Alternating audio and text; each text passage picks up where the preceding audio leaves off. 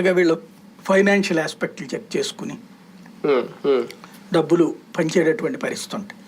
లేకపోతే ఊరికినే జగన్కి బుద్ధి చెప్పేద్దామని చంద్రబాబుని గెలిపించాలని అయితే అనుకోరు కదా. వీళ్ళలో కొంతమంది ఇప్పుడు ఫర్ ఎగ్జాంపుల్ ఆళ్ళ రామకృష్ణారెడ్డి ఉన్నాడు, అతను వెళ్ళింది కాంగ్రెస్ వైపుకి, తను తెలుగుదేశానికి వెళ్ళాడు కదా. చూస్తా ఇట్లాంటి లెక్కలు కూడా ఉంటుంటాయి. రాజ్యసభ ఎన్నికలను దృష్టిలో పెట్టుకుని ముందు నుంచి వైసీపీ అన్న జాగ్రత్తలు తీసుకుందా? అంటే ఎంతమంది అసంతృప్తులు ఉంటారని ముందేమన్నా ఊహించిందా? ఊహించే ఈ రాజీనామాల ఆమోదీ కార్యక్రమం అంతా పెట్టుకోవడం జగన్ మెంటాలిటీ అట్లాగా దాంట్లో రాజ్యసభకి ఏదో అయిపోద్ది లేకపోతే శాసన మండలికి ఏదో అయిపోతుంది అనేటువంటి రూట్లో ఆలోచించే క్యారెక్టర్ అయితే కాదు. ఎందుకంటే శాసన మండలి రోజున అంత క్లియర్గా చంద్రబాబు నాయుడు నీకు ఎందుకు మేము చూసుకుంటా ఉన్నాడు.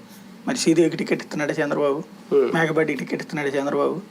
ఆనంకి అడిగిన సీట్ ఇస్తున్నాడా? లేదు కదా. కోటంరెడ్డికి ఎప్పటికీ కాంట్రవర్సీ అట్లా నడుస్తూనే ఉంది కదా.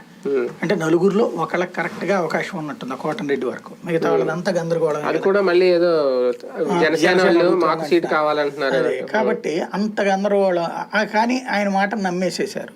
అవును. జగన్ అయితే నేను చెయ్యలేను, నీకు ఎమ్మెల్సీ ఇస్తాను, కోటంరెడ్డికి ఎమ్మెల్సీ ఇస్తాను అన్నాడు, మేకపాటికి ఎమ్మెల్సీ ఇస్తాను, ఆనంకి అయితే ఇవ్వననేసాడు ముందు.